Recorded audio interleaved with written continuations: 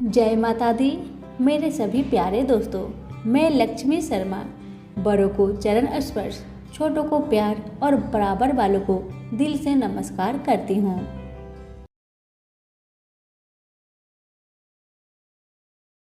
शनि भगवान और भोलेनाथ की कथा।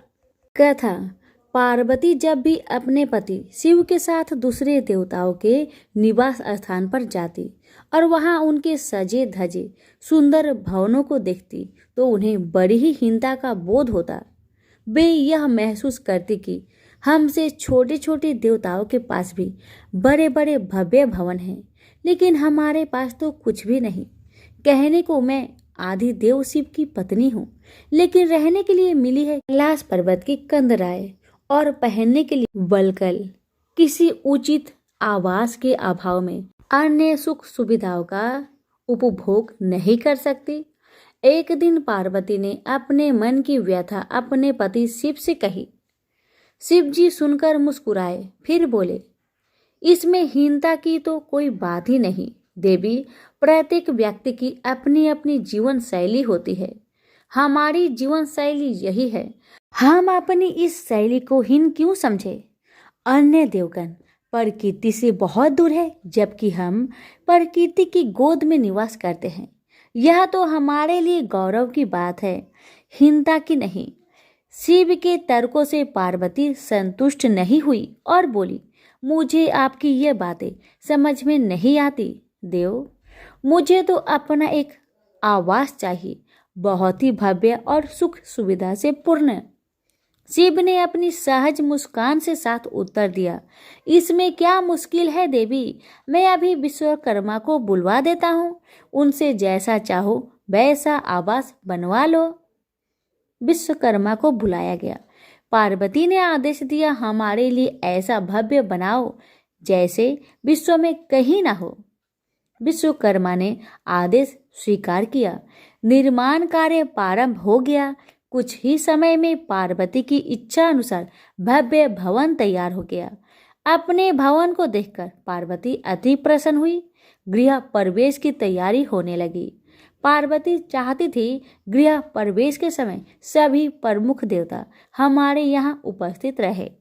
शिव ने अपनी सहमति दे दी। सभी प्रमुख देवी देवताओं को आमंत्रण भेजा गया। यह प्रवेश के समय वे सब कैलाश पर्वत पर आ गए। उन्होंने पार्वती के भव्य भवन की भूरी भूरी प्रशंसा की, लेकिन विश्वनेत्री ब्रह्मा खामोश रहे। जब सब देवी देवता जाने लगे तो पार्वती ने ब्रह्मा जी से पूछा, देव क्या आपको यह आवास पसंद नहीं आया। ब्रह्मा जी ने आश्चर्य व्यक्त करते हुए पार्वती से ही प्रश्न किया, देवी मैंने कब ऐसा कहा। आपके चेहरे की भाव भंगिमा कुछ ऐसे कह रही है प्रभु। पार्वती ने अपनी शंका स्पष्ट की। फिर ब्रह्मा जी को मौन देखकर पार्वती ने अपनी बात आगे बढ़ाई, तो आप कुछ संकोच कर रहे हैं, स्पष्ट कहिए क्या बात है। ब्रह्मा जी ने तनिक रुककर उत्तर दिया, देवी और तो सब ठीक है, लेकिन इस प्रसाद पर शनि की कुदृष्टि है। इतना कहकर वे वहां से चले गए। पार्वती ने ब्रह्मा जी की बात शिव को बतलाई तो वे कुछ चिंता में पड़ गए। पार्वती ने पूछा, प्रभु शनि की दृष्टि से क्या हो सकता है, यह प्रसाद जल सकता है। भगवान शिव ने उत्तर दिया, हाँ। यह सुनकर पार्वती भी चिंतित हो गई और बोली, प्रभु इसके लिए कोई उपाय कीजिए। शिव ने निराश व्यक्त की, शनि की दृष्टि को हटाना सरल नहीं है देवी। शिव का उत्तर सुनकर पार्वती आवेश में आ गई और बोली, सरल क्यों नहीं है। आप अभी शनि लोक जाइए और शनि देव से कहिए कि वह हमारे प्रसाद से अपनी कुदृष्टि हटा ले। यदि वह मान जाए तो आप तत्काल उसे कोई वरदान दे दीजिएगा, और यदि न माने तो आप अपना डमरू जोर से बजा दीजिएगा। मैं स्वयं अपने प्रसाद को आग लगा दूंगी। यदि प्रसाद को जलना ही है तो यह मेरे हाथों से जलेगा, शनि की कुदृष्टि से नहीं। इसके बाद मैं शनि को श्राप दूंगी। पार्वती की इच्छा अनुसार शिव शनि लोग गए। वहां शनि देव ने उनकी अभ्यर्थना की और आदर के साथ आसन पर बैठाया। आसन ग्रहण करने के बाद शिव ने अपने आने का प्रयोजन बताया। देवी पार्वती ने जो प्रसाद बनवाया है उस पर तुम्हारी कुदृष्टि है, अतः वे चाहती है कि तुम उधर से अपनी कुदृष्टि हटा लो। शनि देव ने करवध होकर निवेदन किया, आप निश्चिंत रहे देव, माता पार्वती के प्रसाद पर कुदृष्टि डालने का मैं दुस्साहस नहीं कर सकता। शनि से आश्वासन पाकर शिव प्रसन्न हो गए। शनि, मैं तुमसे प्रसन्न हूँ, तुम जो चाहे वर मांग सकते हो, भोलेनाथ ने कहा। शनि ने विनम्र भाव से कहा, प्रभु आपका दिया हुआ सब कुछ मेरे पास है, अब मैं और क्या मांगू। हाँ, एक इच्छा अवश्य है, वह है आपका तांडव नृत्य देखने की। बहुत दिन हो गए उसे देखे हुए, आप अपना नृत्य दिखला सके तो कृपा होगी। शनि का यह अनुरोध शिव को अच्छा लगा। उन्होंने तत्काल अपना डमरू उठा लिया और लगे नृत्य करने। भोले भंडारी ये भी भूल गए कि पार्वती ने डमरू की आवाज सुनकर अपने नवनिर्मित प्रसाद को जला देने की बात कही थी। बस डमरू बजा बजा कर नृत्य करते रहे। उधर पार्वती ने जब कैलाश पर डमरू की ध्वनि सुनी तो उन्होंने सोचा कि शनि ने अपने कुदृष्टि हटाना अस्वीकार कर दिया है, अतः वे बहुत दुखी हुई। उन्हें लगा कि यदि मैं तत्काल अपने नवनिर्मित आवास को आग लगा दूंगी तो वह शनि की कुदृष्टि से बच जाएगा। अतः उन्होंने स्वयं ही अपने प्रसाद में आग लगा दी। वह धू धू करके जल उठा। प्रसाद को जलता देख पार्वती का शनि पर क्रोध धीरे धीरे बढ़ने लगा। अब वे उसे श्राप देने को तैयार हो गई, लेकिन उसी समय भगवान शिव वहां पहुंच गए। उन्होंने प्रसाद को जलते देखा तो वे आश्चर्यचकित रह गए। उनकी समझ में ही नहीं आया कि यह कैसे हो गया। फिर अचानक उन्हें सब कुछ स्मरण हो गया। अपनी भूल का उन्हें एहसास हुआ। उन्होंने पार्वती को सब कुछ सुनाया। सच्चाई जानकर पार्वती को भी अपनी जल्दबाजी पर दुख हुआ। अब शनि को श्राप देने का कोई अर्थ नहीं था। प्रत्यक्ष उसका कहीं कोई अपराध नहीं था। फिर भी पार्वती और शिव को यह लग रहा था कि यह सब हुआ शनि की कुदृष्टि से ही, लेकिन स्थिति को देखते हुए वे दोषी नहीं ठहरा सकते। प्रेम से बोलिए शनि महाराज की जय। उमापति शंकर भगवान की जय।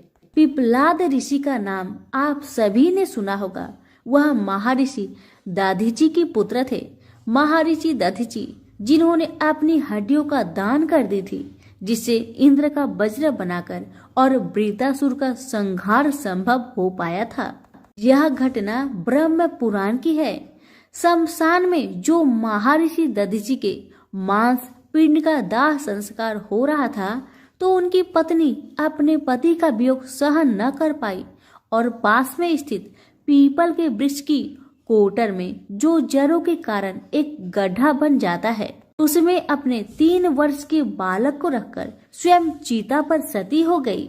इस प्रकार महर्षि दधीचि और उनकी पत्नी का बलिदान हो गया। किंतु पीपल की कोटर में रखा बालक भूख प्यास से तड़पने लगा और चिल्लाने लगा। जब कोई वस्तु से नहीं मिली तो कोटर में गिरे हुए पीपल के फल खाकर वह बड़ा होने लगा। एक दिन देव ऋषि नारद वहां से गुजर रहे थे। नारद जी ने पीपल की कोटर में बालक को देखकर उससे उसका परिचय पूछा। बालक ने अपना परिचय दिया और बताया कि मैं नहीं जानता कि मैं कौन हूँ। नारद ने पूछा, तुम्हारा जनक कौन है? तब बालक भी उसी तरह का उत्तर दिया कि वह नहीं जानता कि उसके जनक कौन है। तब नारद जी ने अपना ध्यान धरकर उस बच्चे के बारे में पूरी जानकारी निकाली और उसे बताया कि तुम महान दधीचि के पुत्र हो। तुम्हारे पिता की अस्थियों का वज्र बनाकर ही देवताओं ने असुरों पर विजय प्राप्त की थी। नारद ने बताया कि तुम्हारे पिता दधीचि की मृत्यु मात्र 31 वर्ष की उम्र में ही हो गई थी। बालक ने अपने पिता की अकाल मृत्यु के बारे में जानना चाहा। तब नारद जी ने बताया कि उन पर आई इस विपत्ति का कारण शनिदेव की महादशा थी। नारद जी ने उस बालक को पिपलाद नाम दिया क्योंकि वह पीपल के पत्ते और उसका गुदा खाकर बड़े हुए थे। उसके बाद नारद जी ने उसे दीक्षित किया। नारद जी के जाने के बाद उस बालक ने, जिसका नाम पिपलाप था, ब्रह्मा जी की घोर तपस्या की। ब्रह्मा जी ने जब बालक से वर मांगने के लिए कहा तो पिपलाप ने अपने दृष्टि मात्र से किसी को भी जलाने की शक्ति मांगी। ब्रह्मा जी ने उसे वरदान दे दिया। ब्रह्मा जी के वरदान के बाद पिपलाद ने सबसे पहले शनि देव का आह्वान किया और उन्हें अपने सामने प्रस्तुत किया। सामने पाकर उन्होंने शनि देव को भस्म करना शुरू कर दिया। शनि देव शरीर से जलने लगे। ब्रह्मांड में कोलाहल मच गया। सूर्य पुत्र शनि की रक्षा के लिए सारे देवता विफल प्रतीत हो रहे थे। सूर्य ने अपनी आंखों के सामने अपने पुत्र को जलता हुआ देखा। ब्रह्मा जी उसे बचाने के लिए विनय निवेदन किया। ब्रह्मा जी ने स्वयं पिपलाद के सम्मुख प्रकट होकर शनि देव को छोड़ने के लिए कहा, किंतु वह तैयार न हुए। ब्रह्मा जी ने एक के बदले 2 वरदान मांगने की बात कही। अब पिपलाद ने खुश होकर 2 वरदान मांगे। पहला, जन्म से 5 वर्ष तक किसी भी बालक की कुंडली में शनि उसको कारक नहीं होगा। जैसे मैं अनाथ हुआ, शनि के कारण कोई और अनाथ नहीं होगा। दूसरा, उन्होंने कहा मुझे अनाथ को पीपल में शरण दी थी। जो व्यक्ति सूर्य उदय से पूर्व पीपल वृक्ष पर जल चढ़ाएगा, उस पर शनि की बुरी महादशा का असर नहीं होगा। ब्रह्मा जी ने तथास्तु कहकर वरदान दिया। तब पिपलाद ने चलते हुए शनि को अपने ब्रह्म दंड से उसके पैरों पर आघात करते हुए मुक्त किया, जिससे शनि देव की पैर क्षतिग्रस्त हो गए और वह पहले जैसे तेजी लायक नहीं रहे। आता तभी से शनि को शनिचराय, जिसे हम आम भाषा में शनिचर कहते हैं, कहा जाता है कि रतिया शनिचरा जो धीरे धीरे चलता है, वह शनिचराय आग से जलने के कारण शनि की काया काली पड़ गई। आप अक्सर किसी भी पीपल के पेड़ के नीचे शनि की काली मूर्ति जरूर देखते होंगे। उसके पीछे यही पौराणिक कारण है। जब शनि की महादशा या 7.5 चलती है, जो आपके लिए अच्छी नहीं है, तो ज्ञानी जनों के पास बहुत सारे उपाय होते हैं, परंतु आम जनों को करने का एक साधारण सा उपाय मैं आपको बताती हूँ, जिसका लाभ 100% मिलता है। आपको सुबह उठना है, सूर्य उदय से पूर्व नहा धोकर पीपल के वृक्ष को जल देना है, उसके साथ चक्कर लगाने हैं और 7 चक्कर लगाने के बाद इस मंत्र को हिंदी में बोलना है। आपको कहना है कि जिस तरह से आपने पिपलाद ऋषि की रक्षा की थी, ठीक उसी तरह मेरी भी रक्षा करे, और आप पाएंगे कि कुछ ही दिनों में आपकी जिंदगी में शनि के बुरे प्रभाव कम होते जा रहे हैं। प्रेम से बोलिए शनि भगवान की जय, पिपलाद ऋषि की जय। पुराणों में शनि देव के जन्म की कई कथाएं मौजूद है, जिससे सबसे अधिक प्रचलित कथा स्कंद पुराण के काशी खंड में मौजूद है। कथा के अनुसार सूर्यदेव का विवाह राजा दक्ष की पुत्री संज्ञा के साथ हुआ था। सूर्यदेव और संज्ञा को 3 पुत्र वैश्वतमन, यमराज और यमुना का जन्म हुआ। सूर्यदेव का तेज काफी अधिक था, जिसे लेकर संज्ञा काफी परेशान रहती थी। वे सूर्यदेव की अग्नि को कम करने का उपाय सोचती रहती थी। सोचते सोचते उन्हें एक उपाय सूझा और उन्होंने अपनी एक हम शकल बनाई, जिसका नाम उन्होंने स्वर्णा रखा। स्वर्णा के कंधों पर अपने 3 बच्चों की जिम्मेदारी डालकर संज्ञा जंगल में कठिन तपस्या के लिए चली गई। संज्ञा की छाया होने के कारण सूर्यदेव को कभी स्वर्णा पर शक नहीं हुआ और स्वर्णा एक छाया होने के कारण उसे भी सूर्यदेव की तेज से कोई परेशानी नहीं हुई। उधर संज्ञा तपस्या में लीन थी। वही सूर्यदेव और स्वर्णा से 3 बच्चे मनु, शनिदेव और भद्रा का जन्म हुआ। हिंदू धर्म में यह कथा काफी प्रचलित है। कहा जाता है एक बार भगवान सूर्यदेव पत्नी स्वर्णा से मिलने आए। सूर्यदेव के तप और तेज के आगे शनिदेव महाराज की आंखें बंद हो गई और वे उन्हें देख नहीं पाए। वहीं शनिदेव की वर्ण को देख भगवान सूर्य ने पत्नी स्वर्णा पर शक करते हुए कहा कि ये मेरा पुत्र नहीं हो सकता। ये बात सुनते ही शनिदेव के मन में सूर्य देव के लिए शत्रु भाव पैदा हो गए, जिसके बाद उन्होंने भगवान शिव की कठिन तपस्या करनी शुरू कर दी। शनिदेव की कठिन तपस्या के बाद भगवान शिव प्रसन्न हुए और उन्हें वरदान मांगने को कहा। इस बात पर शनिदेव ने शिव जी से कहा कि सूर्य देव मेरी माँ का अनादर और प्रताड़ित करते हैं, जिस वजह से उनकी माता को हमेशा अपमानित होना पड़ता है। उन्होंने सूर्य देव से ज्यादा शक्तिशाली और पूजनीय होने का वरदान मांगा। शनिदेव की इस मांग पर उन्होंने शनिदेव को 9 ग्रहों का स्वामी होने का वरदान दिया। उन्हें सबसे श्रेष्ठ स्थान की प्राप्ति हुई। इतना ही नहीं, उन्हें ये भी वरदान दिया गया कि सिर्फ मानव जातक का ही नहीं बल्कि देवता, असुर, गंधर्व, नाग और जगत के सभी प्राणी उनसे भयभीत रहेंगे। प्रेम से बोलिए शनि महाराज की जय हो। एक ब्राह्मण को सपने में नीली घोड़ी पर नीले कपड़े पहने एक आदमी दिखाई देता है और कहता है, हे ब्राह्मण देवता, मैं तेरे लगूंगा। ब्राह्मण घबरा कर उठ गया। अगले दिन यही सपना उसे फिर आता है। यह सपना उसे रोज आने लगा। वह परेशान हो गया और चिंता के मारे दुबला होने लगा। उसकी पत्नी ने कारण पूछा तो उसने सपने के बारे में बताया। ब्राह्मणी बोली, वे अवश्य ही शनि महाराज होंगे। अब की बार देखे तो कहना लग जाओ, पर 1.25 पहर से ज्यादा मत लगना। उस दिन सपना आने पर ब्राह्मण ने कहा, लग जाओ, पर कितने समय के लिए लगोगे? शनि जी बोले, 7.5 वर्ष का लगूंगा। ब्राह्मण ने कहा, क्षमा करे शनि जी, इतना भारी तो मुझसे झेला नहीं जाएगा। तब शनि जी बोले, तो 5 वर्ष का लग जाऊंगा। ब्राह्मण बोला, यह भी मेरे लिए ज्यादा है। शनि जी बोले, 2.5 साल का लग जाओ। ब्राह्मण ने मना किया तो शनि जी कहने लगे, 1.25 पहर का तो लगूंगा ही। इतना तो कोढ़ी, कलंगी, भिखारी के भी लग जाता हूँ। तब ब्राह्मण ने कहा, ठीक है। ब्राह्मण को 1.25 पहर की शनि की दशा लग गई। ब्राह्मण ने नींद से जाकर ब्राह्मणी से कहा, मेरी 1.25 पहर शनि की दशा लग गई है, इसलिए मैं जंगल में जाकर यह समय बिताऊंगा। मेरे लिए खाने पीने का सामान बांध दे। मेरे पीछे से किसी से लड़ाई झगड़ा ना हो, इसका ध्यान रखना। ज्यादातर घर में ही रहना, बच्चों का भी ध्यान रखना।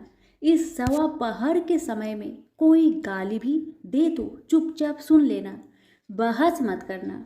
यह सब समझाकर ब्राह्मण जंगल में चला गया। जंगल में ब्राह्मण एक पीपल के पेड़ के नीचे बैठ गया और हनुमान जी का पाठ करने लगा।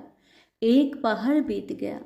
ब्राह्मण ने सोचा बाकी बचा समय रास्ते में बीत जाएगा, इसलिए वहां से चल दिया। रास्ते में एक बाड़ी में मतीरे लगे देखे।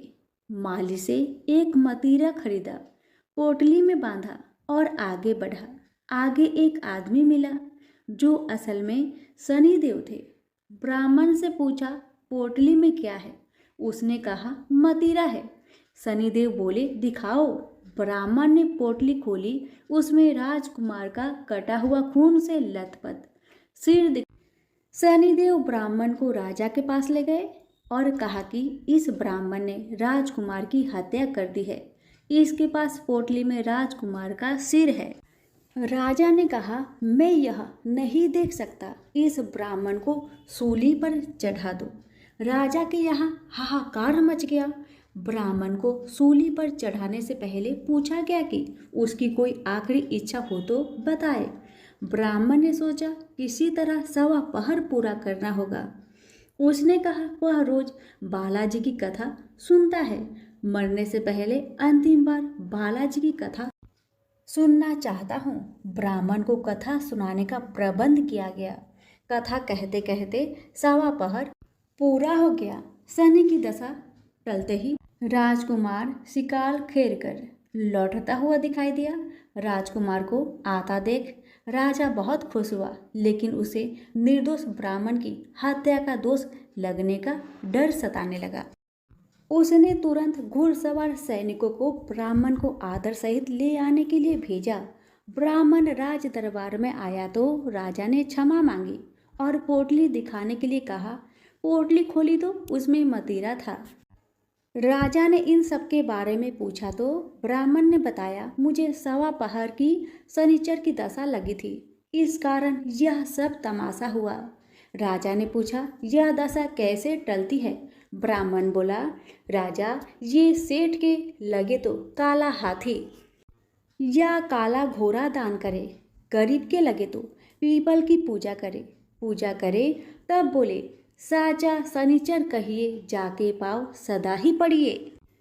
शनि की कहानी सुने, तिल का तेल और काला उड़द दान करे, काले कुत्ते को तेल से चूपर कर रोटी खिलाए तो शनिचर की दशा उतर जाती है। राजा ने उसे मदिरा वापस दे दिया। घर आकर ब्राह्मण ने मदिरा काटा तो उसके बीज की जगह हीरे मोती निकले। ब्राह्मणी ने पूछा, यह कहाँ से लाए? आप तो कह रहे थे शनि की दशा लगी है। ब्राह्मण ने कहा, जब दशा लगी थी तो यही मदिरा राजकुमार का सिर बन गया था। उतरती दशा के शनि जी निहाल कर गए। हे शनि देवता, जैसे ब्राह्मण के शनि की दशा लगी वैसे किसी के ना लगे, निहाल सबको करे। प्रेम से बोलिए, शनि महाराज की जय हो। एक समय स्वर्गलोक में सबसे बड़ा कौन कि प्रश्न पर 9 ग्रह में वाद विवाद हो गया। विवाद इतना बढ़ा कि परस्पर भयंकर युद्ध की स्थिति बन गई। निर्णय के लिए सभी देवता देवराज इंद्र के पास पहुंचे और बोले, हे देवराज, आपको निर्णय करना होगा कि हम में से सबसे बड़ा कौन है। देवताओं का प्रश्न सुनकर देवराज इंद्र उलझन में पड़ गए। इंद्र बोले, मैं इस प्रश्न का उत्तर देने में असमर्थ हूँ। हम सभी पृथ्वी लोक में उज्जैनी नगरी में राजा विक्रम आदित्य के पास चलते हैं। देवराज इंद्र सहित सभी ग्रह उज्जैनिया नगरी पहुंचे। महल में पहुंचकर जब देवताओं ने उनसे अपना प्रश्न पूछा तो राजा विक्रमादित्य भी कुछ देर के लिए परेशान हो उठे, क्योंकि सभी देवता अपनी अपनी शक्तियों के कारण महान थे। किसी को भी छोटा या बड़ा कह देने से उनके क्रोध के प्रकोप से भयंकर हानि पहुंच सकती थी। अचानक राजा विक्रमादित्य को एक उपाय सूझा और उन्होंने विभिन्न धातुओं स्वर्ण, रजत, कांसा, तांबा, सीसा, रांगा, जस्ता, अबरक व लोहे के 9 आसन बनवाए।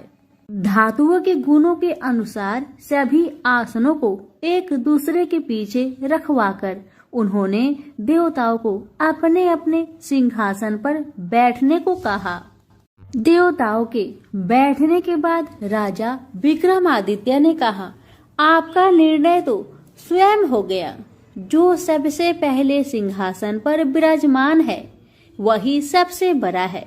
राजा विक्रमादित्य के निर्णय को सुनकर शनि देवता ने सबसे पीछे आसन पर बैठने के कारण अपने को छोटा जानकर क्रोधित होकर कहा, राजा विक्रमादित्य, तुमने मुझे सबसे पीछे बैठाकर मेरा अपमान किया है। तुम मेरी शक्तियां से परिचित नहीं हो। मैं तुम्हारा सर्वनाश कर दूंगा। शनि देव ने कहा, सूर्य एक राशि पर 1 महीने, चंद्रमा 2.25 दिन, मंगल 1.5 महीने, बुध और शुक्र 1 महीने, बृहस्पति 13 महीने रहते हैं। लेकिन मैं किसी राशि पर 7.5 वर्ष 7.5 तक रहता हूँ। बड़े बड़े देवताओं को मैंने अपने प्रकोप से पीड़ित किया है। राम को 7.5 के कारण ही वन में जाकर रहना पड़ा और रावण को 7.5 के कारण ही युद्ध में मृत्यु का शिकार बनना पड़ा। राजा, अब तू भी मेरे प्रकोप से नहीं बच सकेगा। इसके बाद अन्य ग्रहों के देवता तो प्रसन्नता के साथ चले गए, परंतु शनिदेव बड़े क्रोध के साथ वहां से विदा हुए। राजा विक्रमादित्य पहले की तरह ही न्याय करते रहे।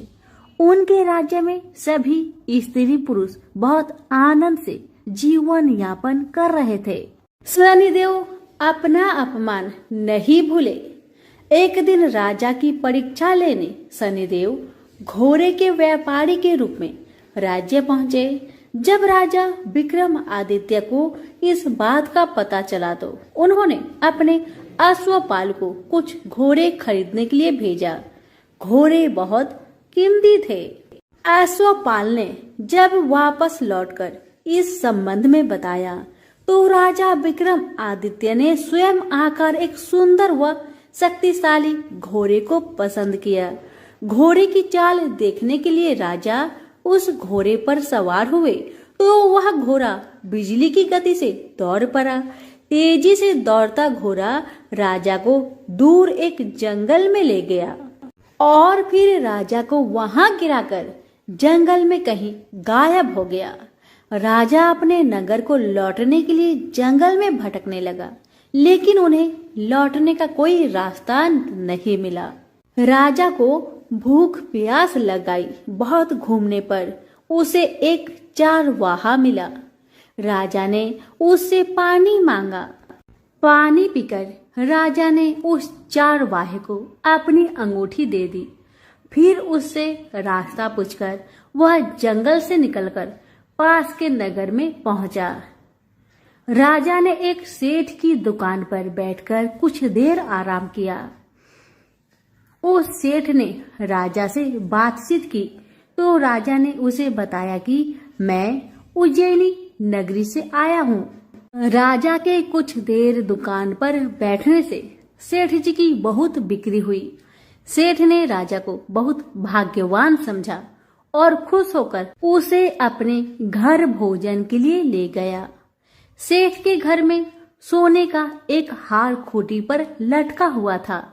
राजा को उस कमरे में छोड़कर सेठ कुछ देर के लिए बाहर गया।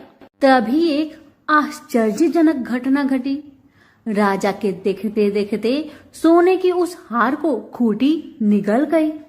सेठ ने कमरे में लौटकर हार को गायब देखा तो चोरी का संदेह राजा पर ही किया, क्योंकि उस कमरे में राजा ही अकेला बैठा था। सेठ ने अपने नौकरों से कहा कि इस परदेसी को रस्सियों से बांधकर नगर के राजा के पास ले चलो। राजा ने विक्रमादित्य से हार के बारे में पूछा तो उसने बताया कि उसके देखते ही देखते खूंटी ने हार को निगल लिया था। इस पर राजा ने क्रोधित होकर चोरी करने के अपराध में विक्रमादित्य के हाथ पांव काटने का आदेश दे दिया। राजा विक्रमादित्य के हाथ पांव काटकर उसे नगर की सड़क पर छोड़ दिया गया। कुछ दिन बाद एक तेली उसे उठाकर अपने घर ले गया और उसे अपने कोल्हू पर बैठा दिया। राजा आवाज देकर बैलों को हाँकता रहता। इस तरह तेली का बैल चलता रहा और राजा को भोजन मिलता रहा। शनि के प्रकोप की 7.5 पूरी होने पर वर्षा ऋतु प्रारंभ हुई। राजा विक्रमादित्य एक रात मेघ मल्हार गा रहा था कि तभी नगर के राजा की लड़की राजकुमारी मोहिनी रथ पर सवार उस तेली के घर के पास से गुजरी। उसने मेघ मल्हार सुना तो उसे बहुत अच्छा लगा और दासी को भेजकर गाने वाले को बुला लाने को कहा। दासी ने लौटकर राजकुमारी को अपंग राजा के बारे में सब कुछ बता दिया। राजकुमारी उसके मेघमल हार से बहुत मोहित हुई, अतः उसने सब कुछ जानकर भी अपंग राजा से विवाह करने का निश्चय कर लिया। राजकुमारी ने अपने माता पिता से जब यह बात कही तो वह हैरान रह गए। रानी ने मोहिनी को समझाया, बेटी, तेरे भाग्य में तो किसी राजा की रानी होना लिखा है, फिर तू उस अपंग से विवाह करके अपने पांव पर कुल्हाड़ी क्यों मार रही हो। राजकुमारी ने अपनी जिद नहीं छोड़ी। अपनी जिद पूरी कराने के लिए उसने भोजन करना छोड़ दिया और प्राण त्याग देने का निश्चय कर लिया। आखिर राजा रानी को बेबस होकर अपंग विक्रमादित्य से राजकुमारी का विवाह करना पड़ा। विवाह के बाद राजा विक्रमादित्य और राजकुमारी तेली के घर में रहने लगे। उसी रात स्वप्न में शनि देव ने राजा से कहा, राजा, तुमने मेरा प्रकोप देख लिया। मैंने तुम्हें अपने अपमान का दंड दिया है। राजा ने शनि देव से क्षमा करने को कहा और प्रार्थना की, हे शनिदेव, आपने जितना दुख मुझे दिया है अन्य किसी को न देना। शनिदेव ने कुछ सोचकर कहा, राजा, मैं तुम्हारी प्रार्थना स्वीकार करता हूँ। जो कोई स्त्री पुरुष मेरी पूजा करेगा, शनिवार को व्रत करके मेरी व्रत कथा सुनेगा, उस पर मेरी अनुकंपा बनी रहेगी। प्रातःकाल राजा विक्रम आदित्य की नींद खुली तो अपने हाथ पांव देखकर राजा को बहुत खुशी हुई। उसने मन ही मन शनिदेव को प्रणाम किया। राजकुमारी भी राजा के हाथ पांव सही सलामत देखकर आश्चर्य में डूब गई। तब राजा विक्रम आदित्य ने अपना परिचय देते हुए शनिदेव के प्रकोप की सारी कहानी सुनाई। सेठ को जब इस बात का पता चला तो दौड़ता हुआ तेली के घर पहुंचा और राजा के चरणों में गिरकर क्षमा मांगने लगा। राजा ने उसे क्षमा कर दिया क्योंकि यह सब तो शनिदेव का प्रकोप के कारण ही हुआ था। सेठ राजा को अपने घर ले गया और उसे भोजन कराया। भोजन करते समय वहां एक आश्चर्यजनक घटना घटी। सबके देखते देखते उस खूंटी ने हार उगल दिया।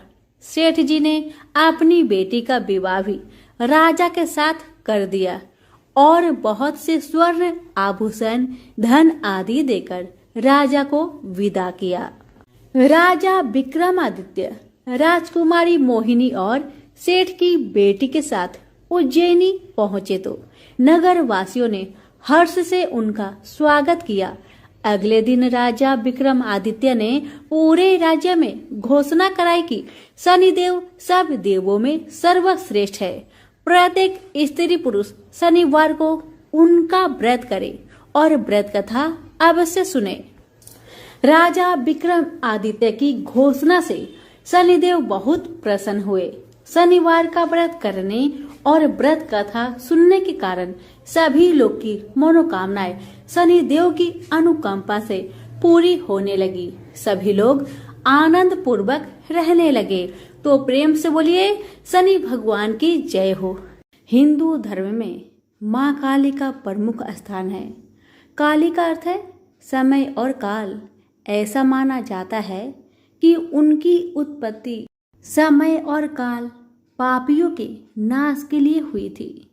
समय और काल से कोई भी नहीं बच सकता, यह सभी को निगल जाता है। माता पार्वती ने यह भयानक रूप पापियों के विनाश के लिए धारण किया था। माँ काली पापियों के लिए विनाश है और अपने भक्तों के लिए प्रेम से भरी हुई है। जो भी प्राणी सच्चे मन से माँ की भक्ति करता है, माँ उसे मनोवांछित फल देती है। माँ काली की कथा। एक समय दारुक नाम के पापी असुर ने ब्रह्मा जी को परेशान करने लगा। वह उन पर अत्याचार करने लगा। धार्मिक अनुष्ठान यज्ञ बंद करवा दिए गए और स्वर्गलोक को चला गया।